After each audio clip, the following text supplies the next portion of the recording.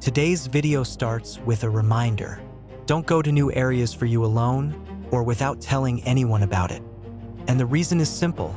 If something happens to you, then no one will be able to help you or find you. But for these young or not very guys, this rule is not something necessary because even knowing where they are, no one will help them anyway and will not go in search of them. They went to uncharted territory, and the Ukrainian drone punished them, proving that even if you are lucky once, don't expect a second miracle.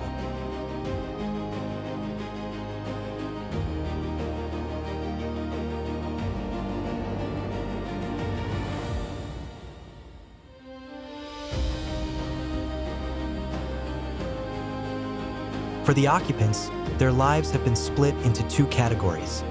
The 300s, the wounded whose injuries are often incompatible with further life, and the 200s, those permanently neutralized with no chance of returning. This same rule applies to transport vehicles, but for them, there is only one outcome. Drone operators never leave partially intact vehicles that could potentially be repaired.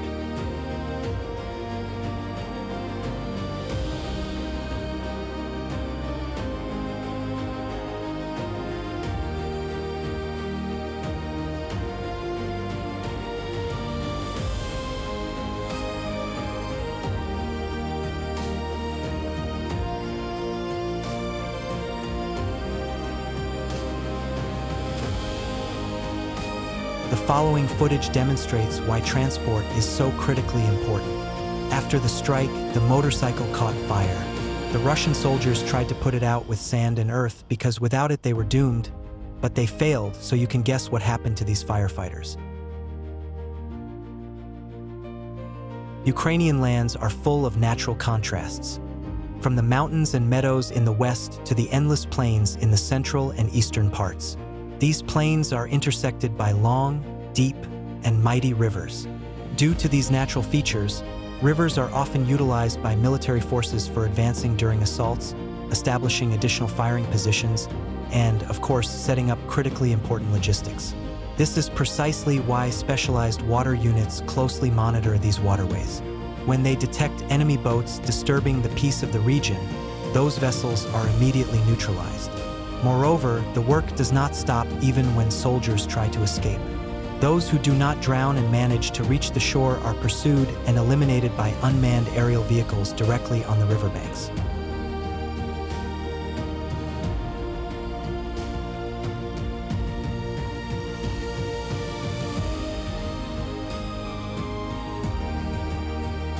Folk wisdom warns, don't lie down on edge.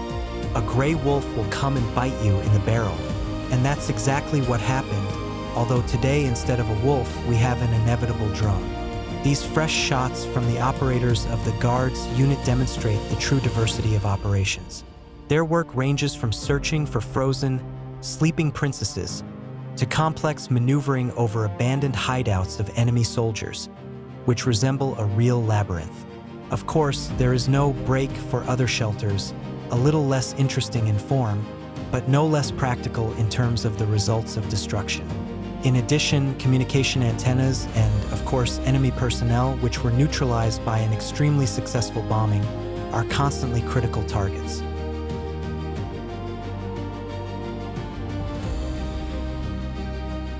Today, virtually any building along the front line is either a murder weapon, such as mortars hidden in the ruins, or rescue points for people who use these weapons. Abandoned buildings in the second case become something like warehouses, where there is minimal rescue equipment such as water, food, a communication item, whether it's a telephone or radio, a minimal first aid kit, etc., and such resupply points increase the chances of a successful operation, which is why Ukrainian bombers and not only destroy these points, in which someone may also be hiding now. Sometimes the size of such points reaches such that it looks more like a dormitory than a temporary shelter or a regular save-gain point.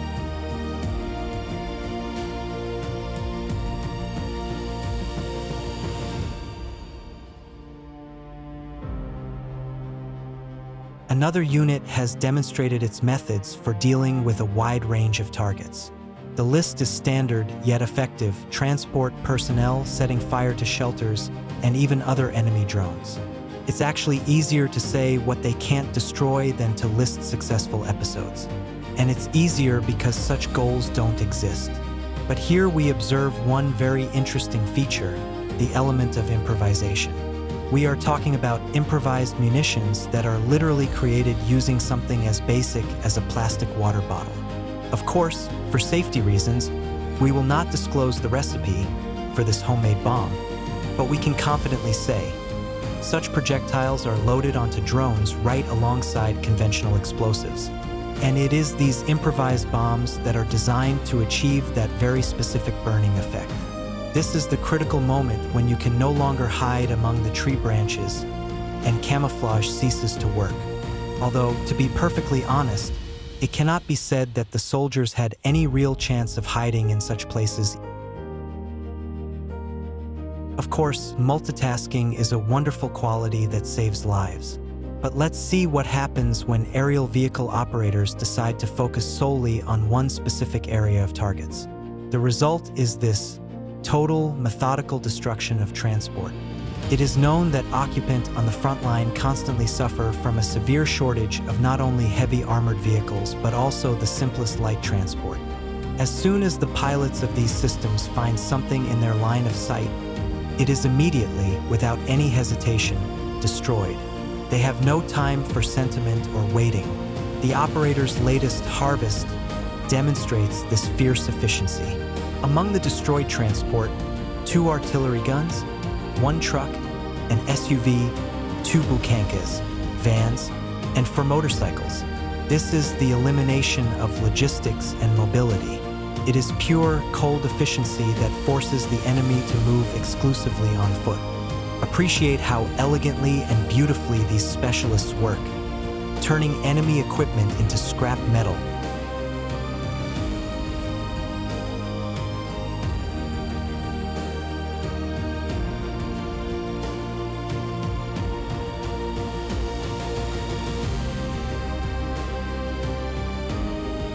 And the last one for today will be the usual footage of successful hits. There is everything here, from night sorties aimed at destroying enemy transport and critical logistics, which are often combined with the elimination of personnel, to daytime work on camouflaged and not so camouflaged vehicles. Each target is to immobilize the enemy. Each hit is the finale. If you like this video, like it, subscribe to the channel, and thank you for watching.